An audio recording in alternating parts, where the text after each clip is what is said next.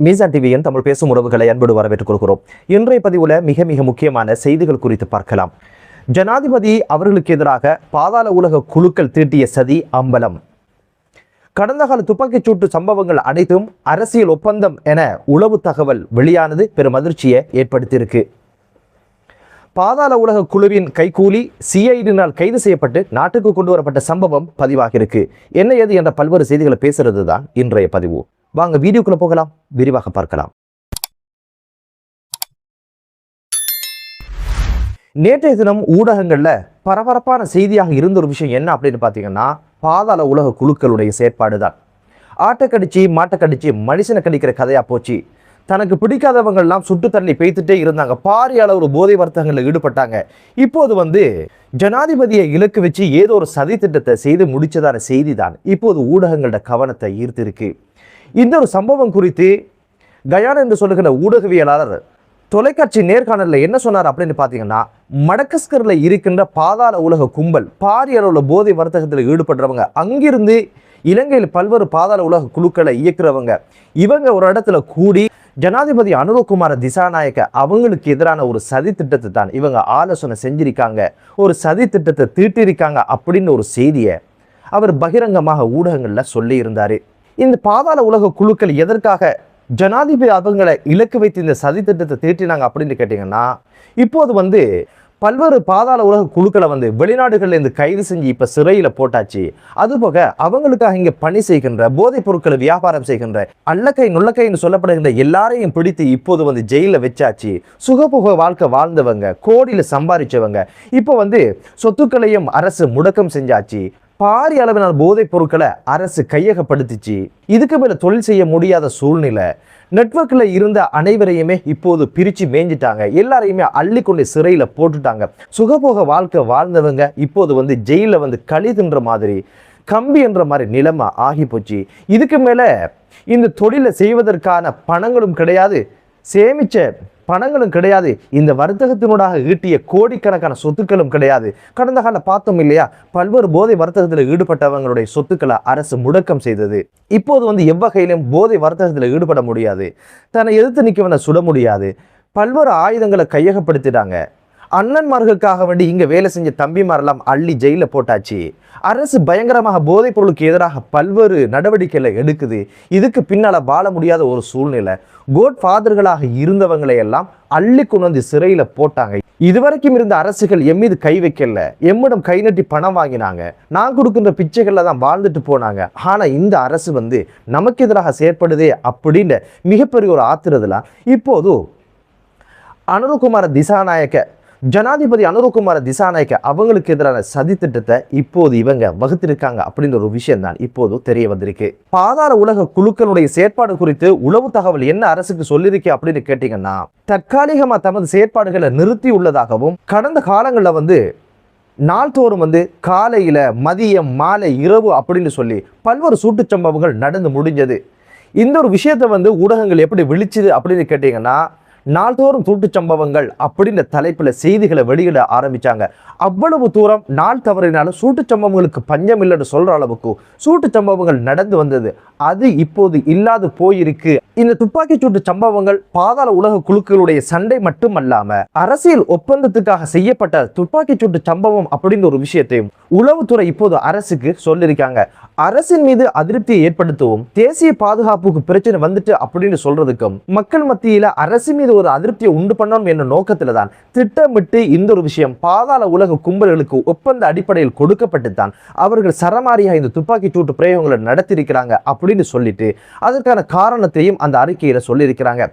ஜனாதிபதியோ அமைச்சர்களோ அல்லது பாராளுமன்ற உறுப்பினர்களோ அல்லது பாதுகாப்பு துறையில் இருக்கின்ற உயரிய அதிகாரிகள் பாதாள உலக குழுக்களை முடிச்சிருவோம், அவங்களுடைய அச்சுறுத்தலை முடிவுக்கு கொண்டு வருவோம், அழித்திடுவோம் அப்படின்னு சொல்லி அறிக்கை ஒன்று வெளியிட்டாலோ அல்லது கருத்தை வெளியிட்டாலோ இரண்டு திறங்களுக்கு இடையில குறித்த பிரதேசத்துல துப்பாக்கி சூட்டு பிரயோகம் நடந்து முடிஞ்சிருக்கு. இவைகள் அனைத்துமே அரசியலுக்காக செய்யப்பட்ட ஒப்பந்தம் அப்படின்ற ஒரு விஷயத்தை தான் சொல்லுது அப்படின்னு சொல்லி உளவுத்துறை இப்போது உளவு தகவலை இப்போது அரசுக்கு சொல்லியிருக்காங்க. தற்போது இந்த ஒப்பந்தத்தை யார் வழங்கினாங்க, யாருடைய தேவைக்காக இந்த ஒரு விஷயத்தை பாதாள உலக குழுக்களை வச்சு தேசிய பாதுகாப்புக்கு அச்சுறுத்தல் உண்டாகிட்டு அப்படின்னு சொல்லி பொய் பிரச்சாரங்களை செய்வதற்கான காரணங்களாக இந்த துப்பாக்கிச் சூட்டு பிரயோகங்கள் நடத்தி முடிச்சாங்க. இந்த ஒப்பந்தத்தை யார் நூடாக செஞ்சாங்க அப்படின்ற பல்வேறு விஷயங்கள் குறித்து இப்போது போலீசார் விசாரணையை தொடங்கி இருப்பதான செய்தியும் இப்போது வெளியாகி இருக்கு. கடந்த கால துப்பாக்கிச் சூடுகள் எப்படி பதிவாச்சு அப்படின்னு கேட்டீங்கன்னா, யாரு சுட்டான், எதுக்கு சுட்டான், எதற்காக சுட்டான், யாரை இலக்கு வைத்து சுட்டான் அப்படின்ற காரணங்களே இல்லாம நாள்தோறும் பல்வேறு உயிர்கள் பலியான சம்பவங்கள் பதிவாச்சு. ஒவ்வொரு சூட்டுச் சம்பவம் நடக்கும் பொழுது எதிர்கட்சிகள் எப்படி கொந்தளிச்சாங்க அப்படின்னு கேட்டீங்கன்னா, தேசிய பாதுகாப்புக்கு மிகப்பெரிய ஒரு அச்சுறுத்தல். அரசுக்கு தேசிய பாதுகாப்பு குறித்து அக்கறை கிடையாது, அதை இவர்களால் செய்ய முடியாது, ஆட்சி எங்கட கையில் தாங்க, நாங்கள் ஆட்சி செஞ்சு காட்டுகிறோம் என்ற பல்வேறு கோஷங்களோட ஒரு பக்கத்தில் சூட்டுச் சம்பவங்கள் நடக்கும், அதே போல தேசிய பாதுகாப்புக்கு அச்சுறுத்தல் அப்படின்ற ஒரு பிரச்சாரமும் நடக்கும். இப்போது இருக்கின்ற ஆறுதல் என்ன அப்படின்னு பார்த்தீங்கன்னா, நாள்தோறும் துப்பாக்கி சூடு அப்படின்னு ஒரு கலாச்சாரம் மாறி ஏதோ ஒரு வகையில் துப்பாக்கி சூடுகள் நிறுத்தப்பட்டிருக்கின்ற சூழ்நிலை உருவாகி இருக்கு. அரசியல்வாதிக்கும் பாதாள உலக குழுக்களுக்கும் கடந்த கால ஆட்சியில் எவ்வகையான உறவு இருந்துச்சு அப்படின்னு கேட்டிங்கன்னா, நகையும் சதையுமாக இருந்தவங்க இப்போது அந்த உறவு வேற இருக்கப்பட்டிருக்கு. பாதுகாப்பு துறையினருக்கும் பாதாள உலக கும்பல்களுக்கும் பல்வேறு உறவுகள் இருந்தது. முன்னாள் போலீஸ் அதிபராக இருந்தவருக்கும் பாதாள உலக கும்பல்களுக்கும் எவ்வளவு ஆழமான உறவு இருந்ததையும் கடந்த காலங்களில் பார்க்க முடிந்தது. அதுபோக நீதி அமைச்சராக இருந்தவர், அவருடைய மகனுக்கும் அறக்கட்டளை பாதுகாக்கிற விஷயத்துல எத்தனை கோடி பணங்கள் பரிமாறப்பட்டது என்பதையும் சில தினங்களுக்கு முன்னால பார்த்திருந்தோம். இப்படி கடந்த கால அரசியல்வாதிகளும் கடந்த கால அரசுகளும் பாதாள உலக குழுக்களும் நகையும் சதையுமாக வாழ்ந்திருந்தாங்க. ஆனால் அந்த உறவு இந்த அரசால் அறுக்கப்பட்டிருக்கு. ஜே.ஆர். ஜெயவர்தன தொடங்கி பிரேமதாசா, சந்திரிகா அம்மையார், அதுபோக மஹிந்த ராஜபக்ச, இறுதியாக இந்த ரணில் விக்ரமசிங்க அனைவருக்கும் பாதாள உலக குழுக்களோடு நெருக்கமான உறவு இருந்தது. பாதாள உலக குழுக்களை அழிப்போம் என்ற இலக்கோடு அரசு பயணித்ததன் காரணமாக, இதய சுக்தியோடு பாதுகாப்பு துறையினர் இதுக்கு ஒத்துழைத்ததன் காரணமாகத்தான் இப்போது பாதாள உலக குழுக்கள் தமது செயற்பாடுகளை தற்காலிகமாக நிறுத்துகின்ற ஒரு இடத்தில வந்திருப்பதான செய்தி ஆரோக்கியமாக இருக்குது. ஜனாதிபதி அவர்களுடைய பாதுகாப்பு உறுதிப்படுத்தணும், பலப்படுத்தணும். இவருடைய பாதுகாப்பு குறித்து பாதுகாப்பு துறையினர், பாதுகாப்பு அமைச்சு தகுந்த நடவடிக்கைகளை எடுத்து இந்த ஒரு திட்டத்தை மடக்கஸ்கரில் கூட்டம் போட்டு பேசியது யார், திட்டம் வகுத்தது யார் என்ற பல்வேறு விஷயங்களுக்கு எதிரான விசாரணைகள் தொடங்கப்பட்டு உடனடியாக அதிரடியாக கைது செய்யப்பட்டு அவர்களும் நாட்டுக்கு கொண்டு வரப்படணும், விசாரணை மேற்கொள்ளப்படணும், தகுந்த தண்டனைகள் வழங்கப்படணும் என்ற ஒரு எதிர்பார்ப்பு தான் இப்போது சாமானிய மக்களிடையே இருக்கின்ற ஒரு ஆசை. அடுத்த செய்தி என்ன அப்படின்னு பார்த்தீங்கன்னா, மாலத்தீவிலிருந்து இரட்டை படுகொலையினுடைய சூத்திரதாரியாக கருதப்பட்ட பாதாள உலக குழுவினுடைய கைக்கூலியாக இருந்த ஒரு நபரை சிஐடியினர் அதிரடியாக கைது செய்து நாட்டுக்கு கொண்டு வந்த சம்பவம் பதிவாகி இருக்கு. இவர் யார் அப்படின்னு கேட்டீங்கன்னா, கரந்தனிய சுத்தாவுடைய தேவைக்காக சட்டத்தரணை புத்திக்க அவரையும் அவருடைய மனைவியையும் படுகொலை செய்த சம்பவத்தில் துப்பாக்கிதாரிகள் எல்லாம் கைது செய்யப்பட்டாங்க. ஆனால் இந்த துப்பாக்கிதாரிகளை பல்வேறு இடங்களுக்கு அழைத்து சென்று துப்பாக்கியை பெறுவதற்கான அனைத்து ஆயத்தங்களையும் செய்து கொடுத்து பல்வேறு ஹோட்டலில் தங்க வச்சு இவங்களுக்கு பாதுகாப்பு வசதிகள் எல்லாம் கொடுத்து பத்திரமாக இந்த ஒரு கொலையை செய்ய வச்சதுக்கு பிற்பாடு அதிரடியாக நாட்டை விட்டு பாஞ்சு போனார் குறித்த நபர். இவர் தான் இப்போது மாலத்தீவுல கைது செஞ்சு இப்போது சிஐடியினர் இப்போது நாட்டுக்கு கொண்டு வந்து சேர்த்திருக்கின்றனர். இந்த படுகொலையை அடுத்து உடனடியாக நாட்டை விட்டு தாய்லாந்துக்கு போயிருந்தார். தாய்லாந்து சிங்கப்பூருக்கு தாவினார். சிங்கப்பூர்ல இருந்து துபாய்க்கு போனார்.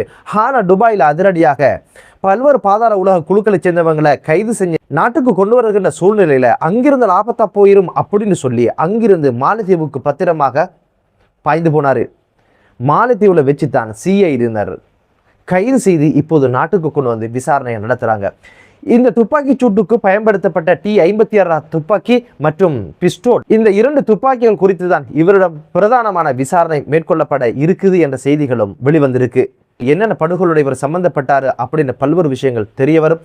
எப்படி நாட்டை விட்டு தப்பி போனார், யார் உதவி உபகாரம் செஞ்சாங்க அப்படின்ற பல்வேறு விஷயங்களை நிச்சயமா போலீசார் போட்டு வாங்கத்தான் போறாங்க. பொறுத்திருந்து பார்க்கலாம். இந்த பணி தொடரட்டும். ஜனாதிபதி அவர்களுடைய பாதுகாப்பையும் அரசு உறுதிப்படுத்தட்டும்.